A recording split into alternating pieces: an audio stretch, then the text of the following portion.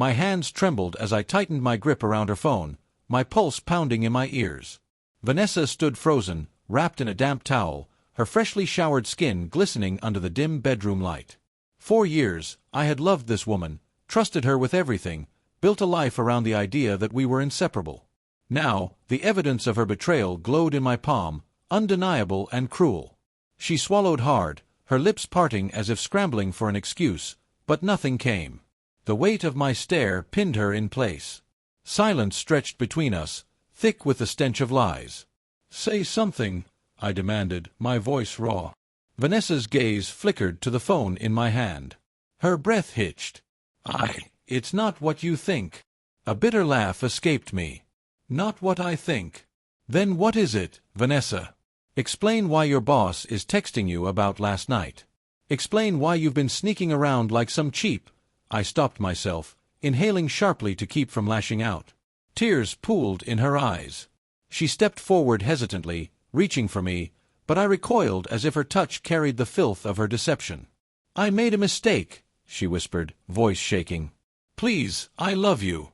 My grip on her phone tightened, my knuckles white. "Love," I repeated, spitting the word like venom. "You don't destroy someone you love." She sobbed, her knees buckling as she dropped onto the edge of the bed. Guilt twisted her features, but guilt wouldn't fix this. Guilt wouldn't erase the images seared into my mind. Her tangled in another man's arms, moaning his name, giving him what was supposed to be mine. "How long?" I asked, barely recognizing my own voice. Vanessa buried her face in her hands, her shoulders trembling. It wasn't serious," she choked out. "It was only a few times." The world spun. My stomach churned. "A few times," I repeated slowly. The woman I had shared my life with, the woman I had built a future with, had been spreading her legs for another man, multiple times. Mark Anderson. Her boss. A cold, ruthless rage settled over me. Vanessa wasn't just some unfaithful wife. She was reckless, stupid, selfish, and worst of all, she had no idea what she had just unleashed. The urge to lash out, to throw something, to scream, clawed at me. But I wouldn't give her the satisfaction of seeing me break. Instead, I exhaled sharply and set the phone down on the nightstand with eerie calm. "Did he mean anything to you?" I asked, my voice disturbingly even. She hesitated. That hesitation spoke louder than any answer she could have given.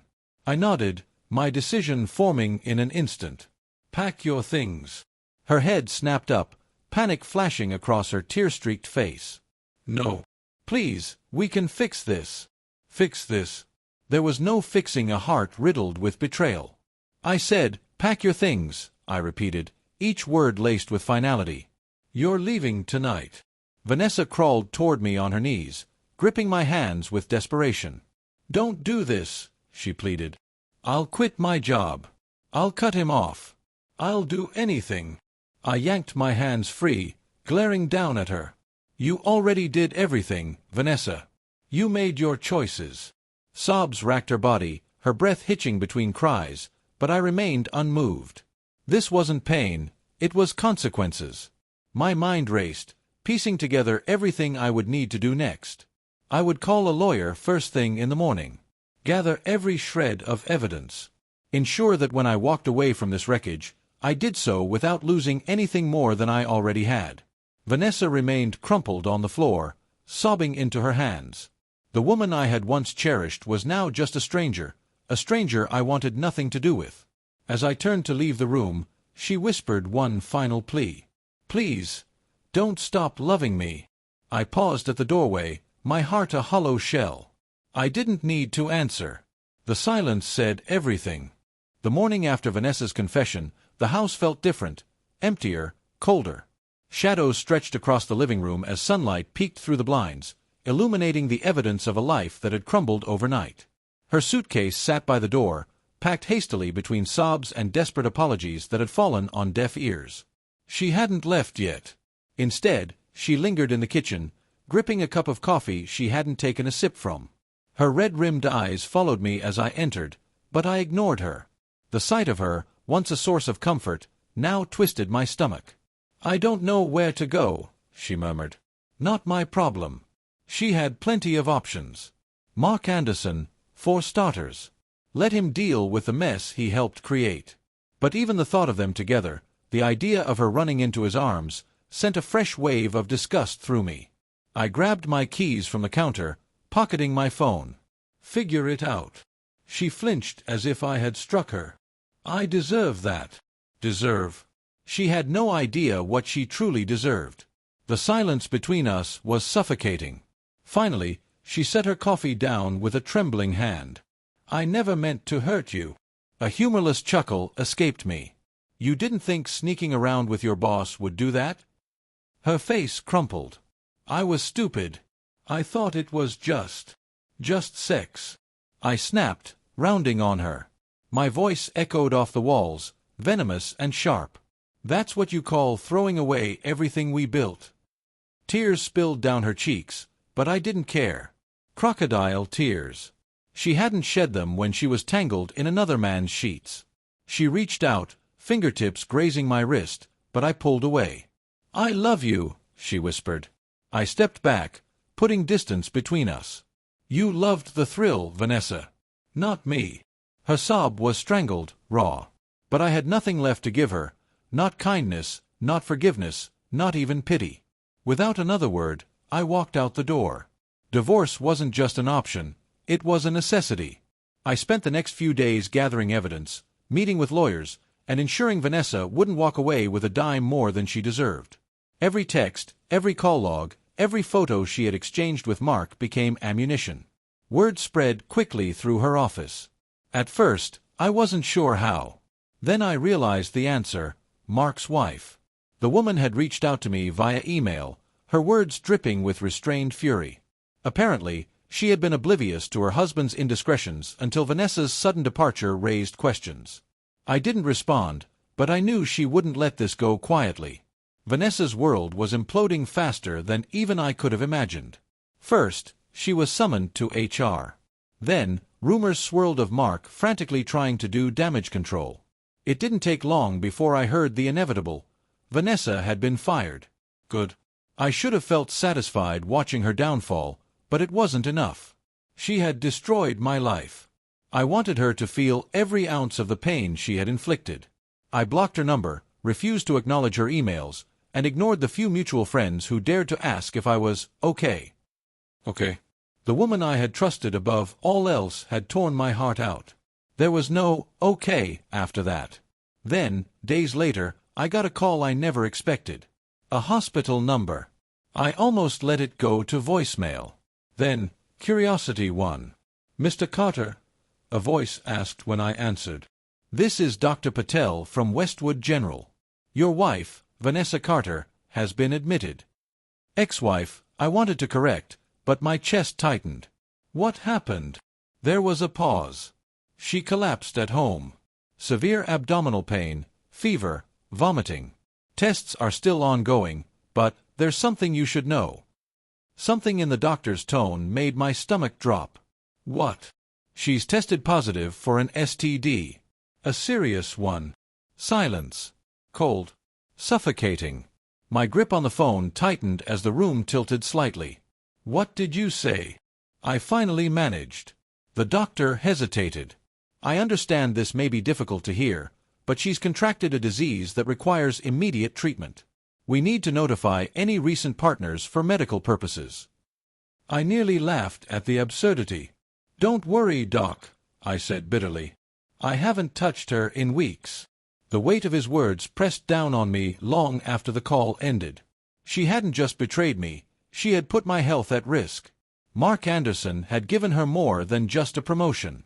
Rage boiled beneath my skin, white-hot and unrelenting. She had ruined her career, her marriage, and now her body. Karma wasn't just knocking. It had kicked down her door and made itself at home. Walking into that hospital room felt surreal. Vanessa lay curled in the hospital bed, her once glowing skin now pale and clammy. 4 lines snaked from her arm, pumping fluids and antibiotics into her system. Dark circles framed her swollen eyes, and the weight of everything she had done seemed to press down on her. She turned her head slowly, barely able to meet my gaze. You came, she rasped, voice hoarse from dehydration. I didn't move closer. I didn't offer comfort. I simply stared, letting the silence stretch between us. You shouldn't have called me, I finally said, voice cold. We're done. Whatever this is, I gestured vaguely at her frail form, it's not my problem. Her lower lip trembled. I didn't ask them to call you. The hospital needed to inform you about. I already know, I cut in. My fists clenched at my sides. You slept with your boss, and now you're paying the price. Tears welled in her eyes. I was stupid. That word again. Stupid. As if stupidity excused betrayal. A nurse entered, briefly checking Vanessa's vitals. The room filled with the quiet beeping of monitors, the hum of hospital machinery. I watched as the nurse adjusted the four before turning to me with a tight, professional smile. She's responding to treatment, but the infection was severe, the nurse explained. We'll need to monitor her for a few days. I nodded stiffly, arms crossed. And after that? Vanessa winced. They said I'll need long-term treatment. A sharp laugh escaped me. So, what? You thought I'd swoop in and take care of you? Be the devoted husband after everything? She flinched, fresh tears slipping down her cheeks. No, she whispered. You just what, Vanessa? My voice rose, the anger I had been suppressing finally spilling over. You just thought I'd forget how you humiliated me? How you threw away our marriage for some pathetic office fling? Her shoulders shook with silent sobs. I was lonely, she murmured. You were always working. I felt invisible.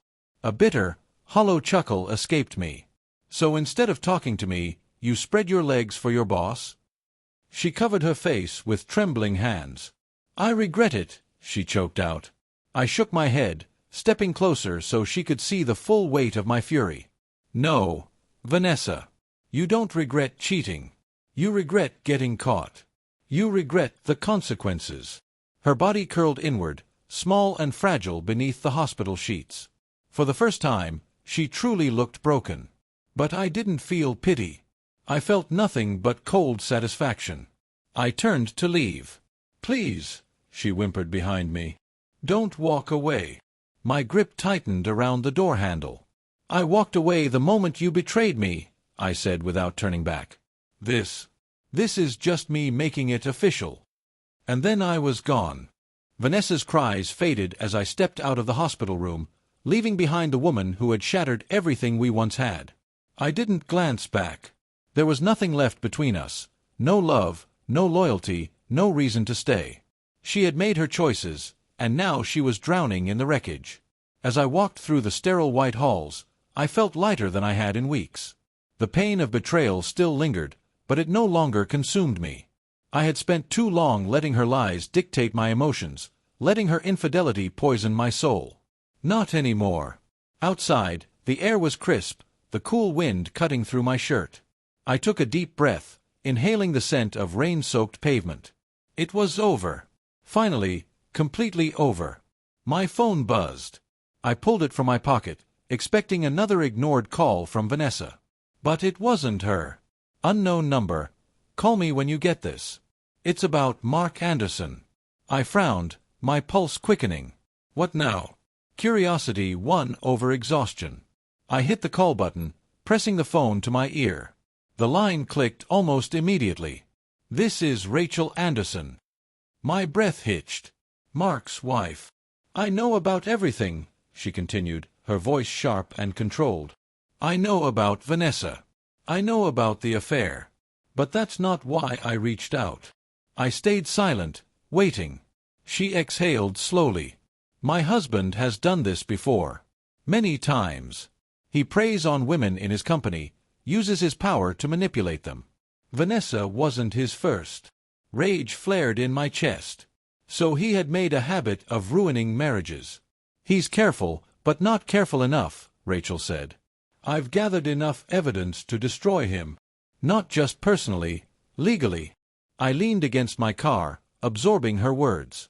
And you're telling me this because men like him don't stop unless someone forces them to, she said coldly. Vanessa is suffering, yes. But she's not the only one. There are other women, some afraid to come forward.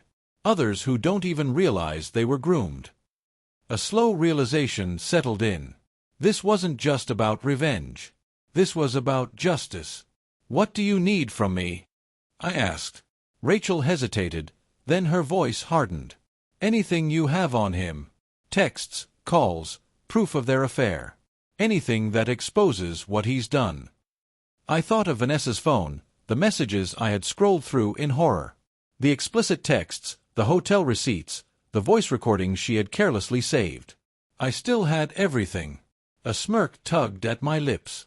Maybe Vanessa thought she had lost everything, but the man she threw me away for was about to lose even more. "I'll send you everything," I said. Rachel let out a breath of relief. "Good. Then let's make sure Mark Anderson never does this again." After ending the call, I leaned back, staring up at the night sky. A storm was coming. Not for me. Not anymore. For the people who truly deserved it. And for the first time in a long time, I felt free.